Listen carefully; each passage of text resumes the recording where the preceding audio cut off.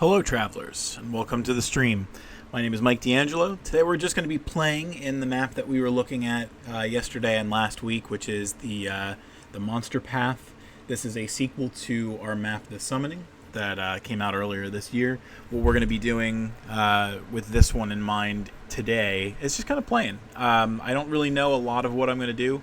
I'm just going to kind of play around, see what happens, see if I'm enjoying myself, and then maybe I'll take some suggestions or requests or things like that in the chat to see where we're going. You can see that part of what I did was kind of move some of our objects around. I'll probably clean some things up here and there as we go, but I did want everybody to see that that kind of stuff had been put into place.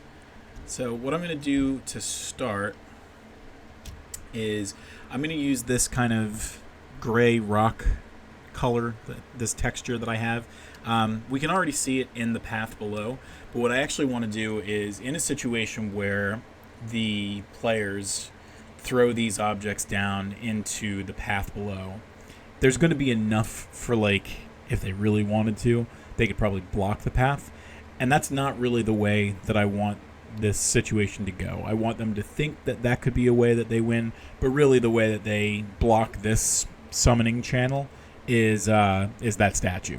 So what I'm going to do actually is over here, so we're kind of going to follow like a normal path over to here.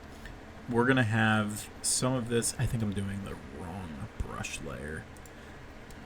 Now we should start to, yeah, you can see a little bit of darkness in there. We're going to do a couple of layers of this. And then we're going to go back into our cracked ground texture. And I'm going to change the advanced settings to change the size specifically, because I want this to be much smaller, because I want you to be able to kind of see all the cracks that are forming in this area. So what I'm going to do, zoom in. I want to make sure that it doesn't end up too far outside of that gray area. We're going to do this a couple of times. And the reason that we're doing this is because if the players should end up doing this blocking the tunnel strategy that they might have, I want the monsters to be able to come out through here as well. So what we might end up doing is throwing some small stones and rocks and things like that. So we'll get another one of these boulders from over here. We'll kind of situate that in a nice geometric way, so that it looks like that. Got a couple of small stones. Let's see, which ones do we like?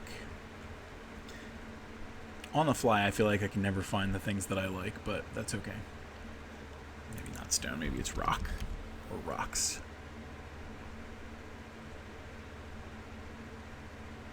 We got big rocks, we got sharp rocks. I know that there's another set of stones somewhere. There we go. Small rocks. So they're not quite small yet. So we're going to shrink those down a bit. Just kind of throw them in the area a little bit.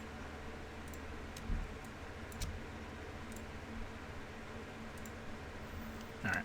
So that gives that a little bit of presence. This is going to be more than a 4 points of interest kind of map, just by nature of how it's being kind of cut up. So you can see that, I'm going to save it real quick just because I don't want to risk, that actually ended up looking nice and I don't want to risk it screwing up. We're going to put some other rocks, some other pieces of stuff in here. We might put a couple more dead trees, things like that. And after I go to intermission today, maybe what I'll do is bring over the other map so that we can take a look at it, do those kind of things.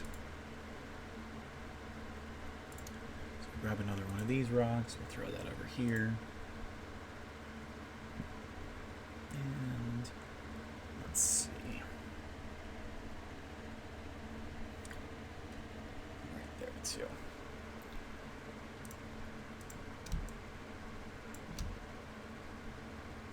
All right. So I'm going to take a little bit of a step away from stamps for a moment. We will do a lot more stamps because I'm going to put a lot of these little plant clusters in places, but I do want to go back to our bloody tree and play with that for a bit. So, as I mentioned in yesterday's stream, the idea here is that there's something going on with this tree. We're going to go to that top brush layer, which allows us to draw on top of the stamps themselves.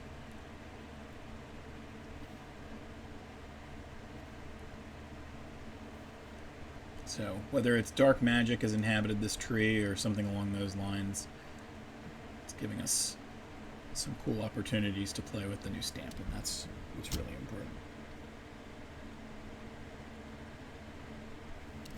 We're just going to do one layer down there just because since it's kind of hidden over by the higher branches, I don't want to do anything too crazy there.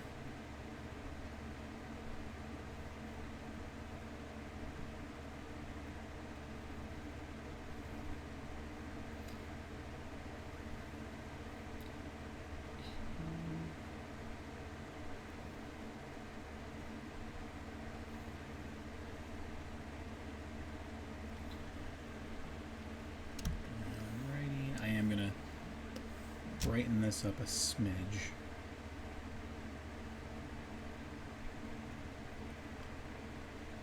And I'm not going to lift my Wacom pen off because right now I can go over as many times as I want, but as soon as I lift that pen and I start to place that brush back down, I'm going to have the next layer of opacity over that. So you want to keep kind of one defined brush, or if you're using the mouse, just keep the mouse button clicked down. That's not to say that certain places you might not want to, do like a darker little bit like in there. Do something like that. Kind of where it like pulls in some places.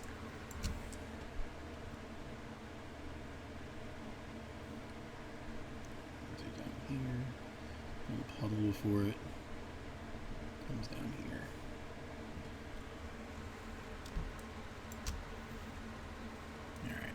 We're going to save again just because we did a decent amount of work there.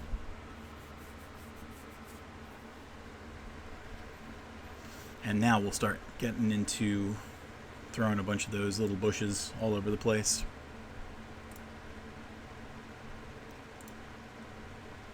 Way too big in that case, so what we're going to do is actually click on one of those bushes and then go over to the stamp, and it should retain that size for us. So now that looks nice. And basically what I try and do is put it anywhere that I don't like the look of things. I kind of use it to cover things up or to, add a little pop into certain places. Let's see. Put something there.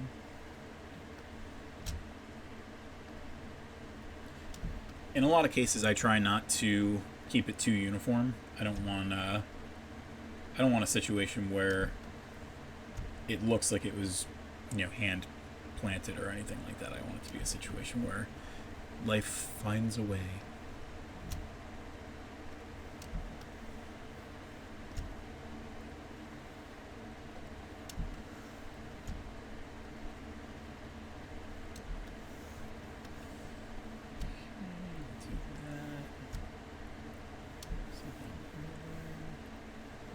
You notice I'm putting a lot of these in the wet spots on the map, and that's by design. I feel like in a lot of cases the darn things wouldn't live anywhere else, so it makes sense to kind of do what we're doing here with that. You see up here, I'll actually delete that real quick and then we'll recreate it. There's just kind of like an overlap that I didn't quite like there. And those cover it up nicely, so we don't have to worry about that looking a little silly. But everything else came together pretty nice. We'll put something down here. We'll put it here, and then grab that, and then we'll lower the layer. There we go. And that kind of blends in nicely there. And what we're going to do is grab the tree, and we're going to do a couple of smaller trees out in some of the dry areas too, and that's part of the reason that it's dry. It's soaked up all the water and things like that. A little bit smaller. These ones are not going to be bloody. That's a very special tree up there for that reason. Do something down here.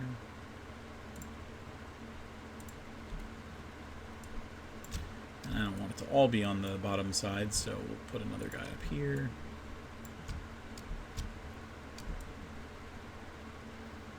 Alright, I'm happy with that for now, so we'll hit save again. And I think what we're going to do is, we saw on the main map, and we'll see it again when I bring it over after intermission, we had a spot where there was kind of like a wagon that hit a wall or a tree or a stump or whatever it was. So we're going to find a tent. Now there's a couple of tents that they have, but I think if you search for a tent, there will only be a couple of these ones that show up. They've got like these kind of like, you know, run-of-the-mill camping tents. It actually looks like this one might be new, because I don't remember seeing that again. I was thinking about using the ones from the market. Certainly none with this much pizzazz or anything like that, but we'll actually see if we grab one of these tents.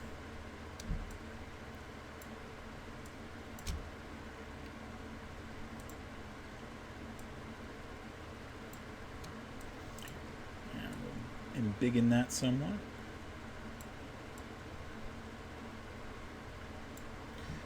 So I like to kind of math it out by the squares and see how much room we're actually getting here. So it's, if I put it here, it's almost a 3x3, so you almost have 45 square feet. That's a pretty big tent, all things considered, but it's supposed to sleep more than one person in this case. And what we're going to do is we're going to say that this tent, we're not really going to be able to do a lot of like battle damage to it or anything like that, but what we can do is if we go to that 40% mark that we were using yesterday,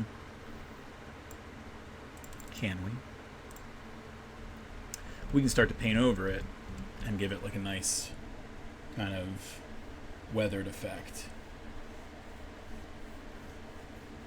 And we might even go over it more than once, since it's not a flat ground or anything like that. It's, I don't want to do that. That's a little too much. So what we're going to do, we'll hit just the red stuff first, and then we'll go a little bit closer to the edge. I just don't want it to bleed onto the terrain itself.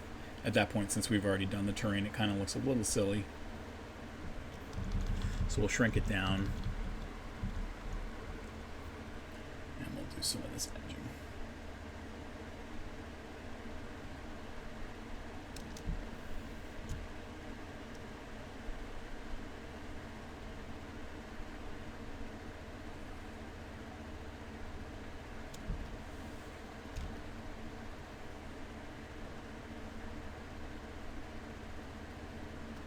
I'm going to put a decent amount in there as well. We're going to kind of blend that into the ground. And that's fine.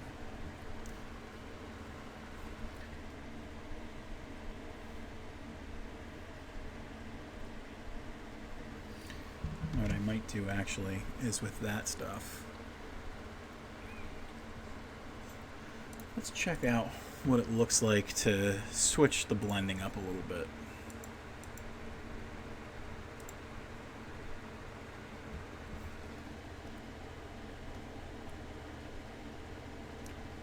Lighten it that much.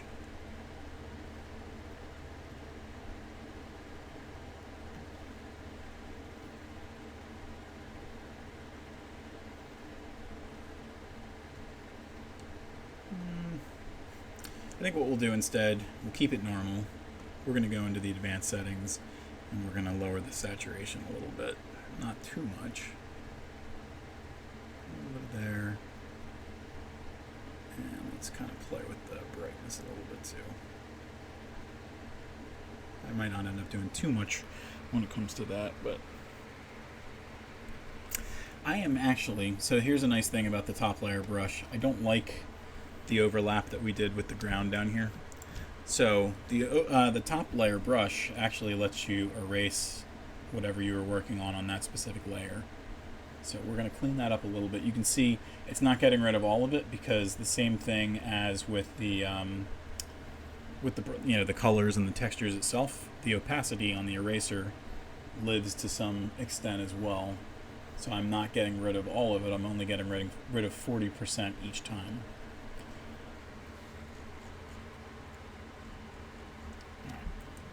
that's a good start for that. We've got that kind of weathered, sandy look. In theory, what I could do is go into the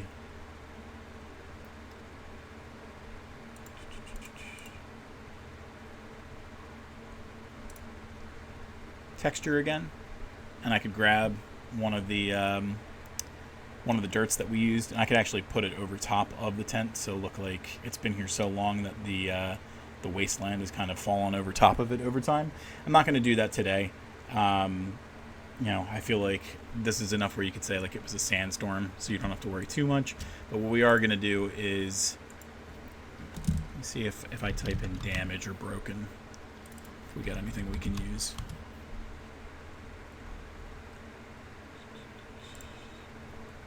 You know what?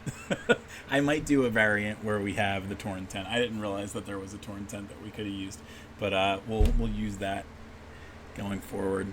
We're gonna do not a broken trapdoor, not a broken table. I don't want to do any of that stuff. Let's see. What do they have in the core set? Not a lot of broken options, but I know that there's, broken barrels and stuff like that. Technically, we already have it on the map, so I don't need to really go too insane looking for those things. Got this stuff from the market. We've got a wheel cart that we could probably use. We've got these broken barrels over here. I'm going to use a couple of these. And these, you want to make sure that they're sized appropriately and things like that. So we'll put one there. Get another one over here. Move that a little closer. I'm actually going to... Oop. I don't want to grab everything, just the one.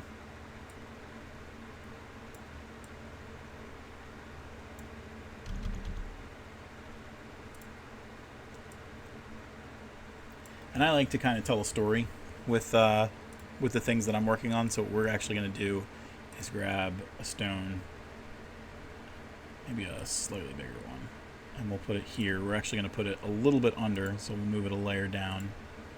Will we, though? There we go. So at that point, we can kind of assume this is downhill, but the rock stopped it from going into the puddle or anything like that. Alright, so let's see what we got. Let's see how we can kind of fill this space a little bit more in ways that feels natural and gives the player a little bit of a cause for strategy. We'll do a save. You know what? Actually, right now is a pretty good time. What we'll do is we'll put a pause on this. We'll go to the sponsors, and then I'll cut over to the intermission. And while I'm on intermission, I'll bring over the regular map. Not the regular map, the original map, and we'll make some comparisons. We'll see if anything makes sense for something that we could do. So I'll drop us over to the sponsor, and then we'll be back in a couple minutes.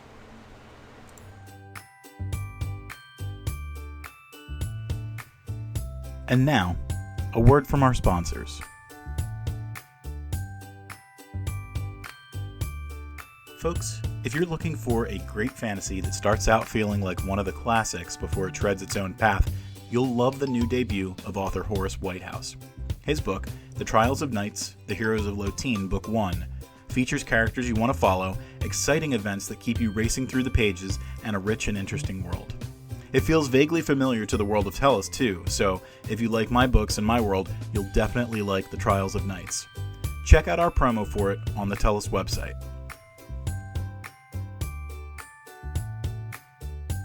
We've featured the work of author C.V. Vobe on the Tellest website before, but what we were exploring earlier was a snack-sized introduction to their world. Now, with the release of The Yawning Gap, The Wanderer's Cycle Book 1, we can take a deeper dive into their world. Vobe's prose brings about the story at a wonderful pace, and they bring their characters to life with such wit and charm you won't be able to help wanting to follow them along their paths. You can check out our latest promo for their work on the Tellest website starting this Thursday, the same day this awesome new book goes live on bookstore pages.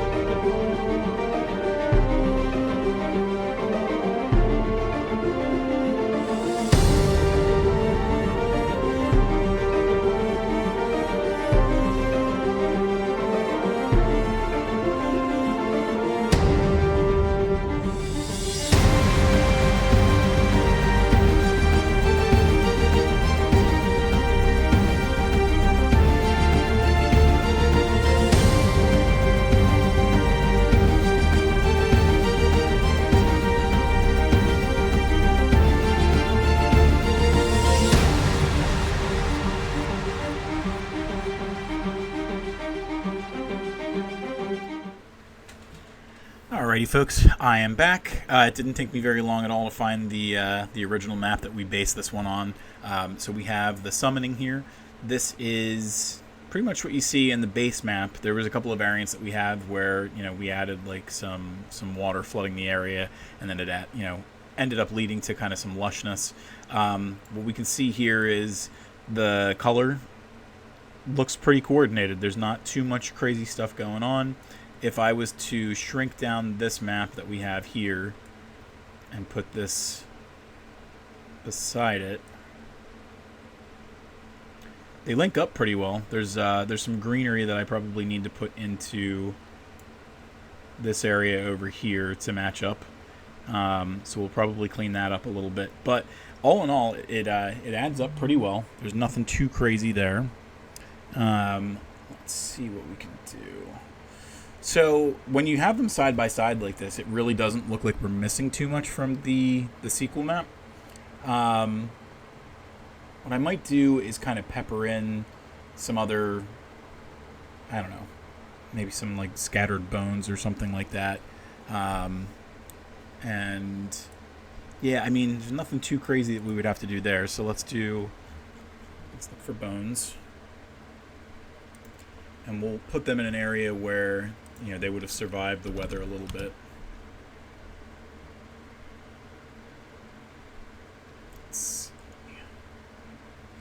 There we go. We'll use them from the Gothic Horror set.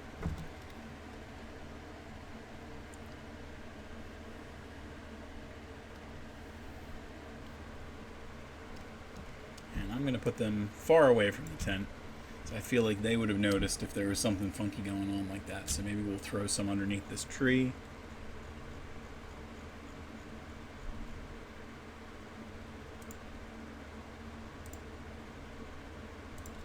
Pile of bones. You're not even going to see that when you're actually playing the game or anything. Maybe we'll put a couple down here in the pass.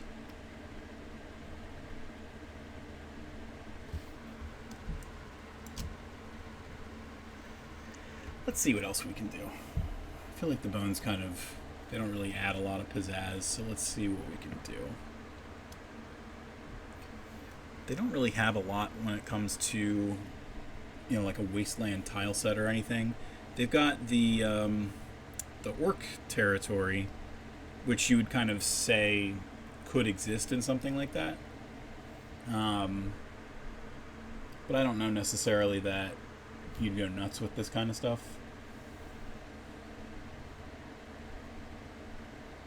Yeah, nothing's really speaking to me as far as... I mean, again, this area is supposed to be a wasteland. It's supposed to be someplace that people are going to check things out later. They're not living there or anything like that. Let's see. Nothing really in the camp that I like. Let's see if there's something more in the desert that kind of speaks to us. In a lot of maps, what I'll do is I'll put like a creature flying through the air just to add a little bit of feeling to it. Like I have the ravens and the bats in the graveyard map, and I've used dragonflies in like the savannah map and things like that. I feel like I wouldn't go too crazy with like scarabs or anything here. I wonder, maybe we could take a scarab and mess with the hue and make it look a little less pretty, and just make it look like a locust instead.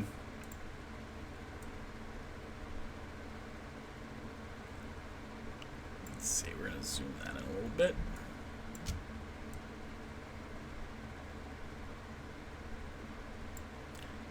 And let's see. I don't even know that you realize that that's a bug anymore at this point, so we might not end up using that. The other ones kind of have like a feeling of, being out amidst the world, but this, well, you know what? It actually kind of works. It might not be flying, it might be burrowing, but let's make it smaller accordingly. Maybe we'll throw a couple more of these out there in the world. We're going to randomize the angle as well. Put these in a couple of other areas.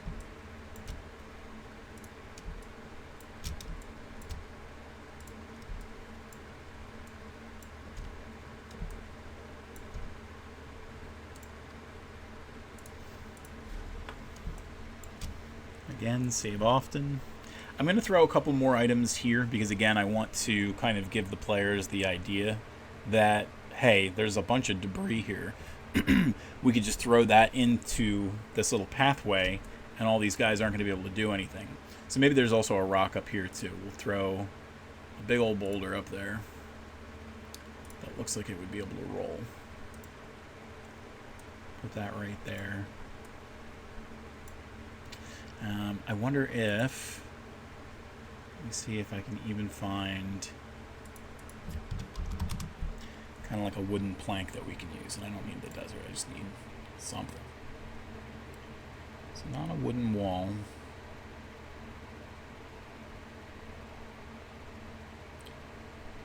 Let's see, anything here we can use? I think we can use this.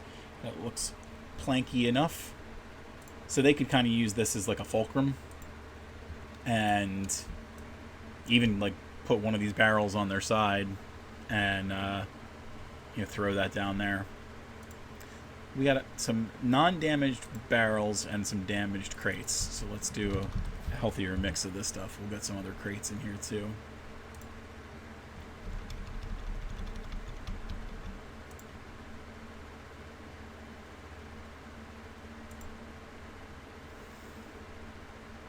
And we'll throw an empty one in there for good measure.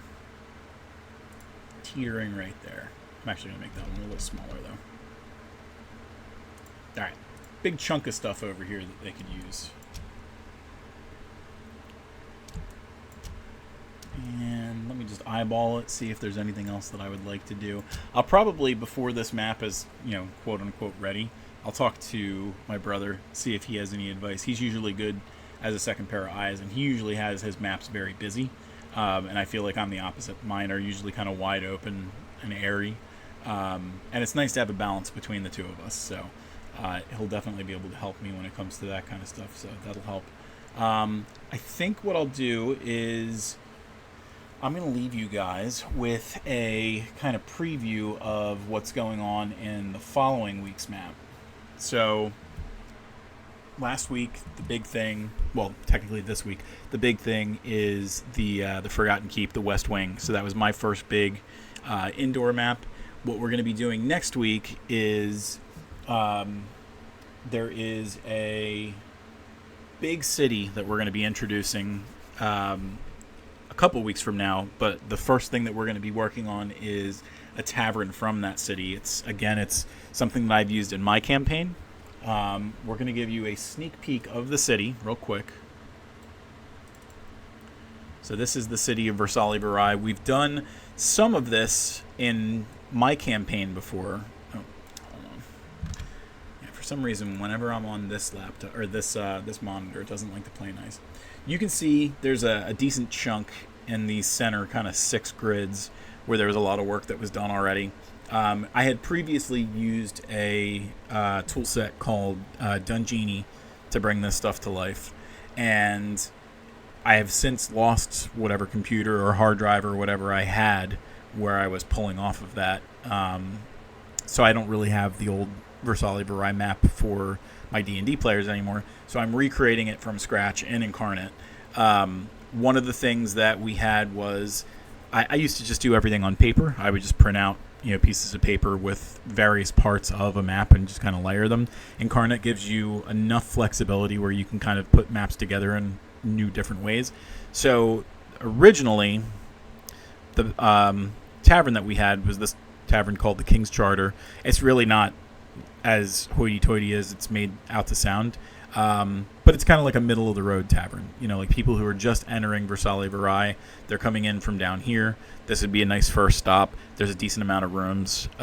Originally, when we did the campaign, it was just this little stage area over here, the main bar area, steps that go onto the second floor, another area for patrons to drink and everything over here. We're playing with a lot more room. We have 20 by 40, and you can see originally I was using half the space. So we're going to kind of be bumping it up a little bit. We're going to be using a little bit more space. Once I have the bones of the tavern created, or at least kind of mapped out in my head, we'll kind of put that together. We'll probably use this and just bounce right from this into where we got the crepes, Misery asked. So I feel like the crepes were probably in this bazaar area down here. I feel like this is where, the market and everything was. But it could have been, there might have been a creperie around here or something like that. For anybody who's listening to this, I think, Misery, you're the only viewer. So Misery, if you're listening to this, and for people who are watching this on, a recording later, either here on Twitch or on YouTube or anything like that, I jokingly let my characters go to a Baskin-Robbins style creperie where there was 21 flavors of crepes or whatever. They held me to it, made me talk about which kind of crepes there were, and then I think our cleric mentioned, I'll just get plain or something like that after I listed off like all 21 flavors. And lo and behold, if you're going to be a goof about this kind of stuff, you have to maintain that, that ability to be goofy about everything. So they ended up in a fight later on in that session, or 2 sessions later or something like that, where the cleric, the only person who had a healing ability, had the crepe. Somebody used the crepe to bring him back from the brink. So yeah, don't be afraid to make a fool of yourself. A lot of times you get a good story out of it. So yeah, this is going to be the big next thing that we're going to be working on. We're going to be making a tavern that's more robust than I had. Twas Misery that critical crepe saved Groll. All right, so yep, that's your preview. What we'll do is, since it is just Misery, you wanna hit me up with our after the stream catchphrase.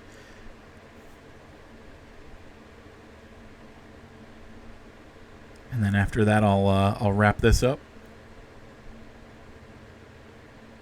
I would love a chalky milk. And with that, I'm going to drop us down to the until next time screen, and we'll be back Monday for sure, but I might be back sooner than that to play some games.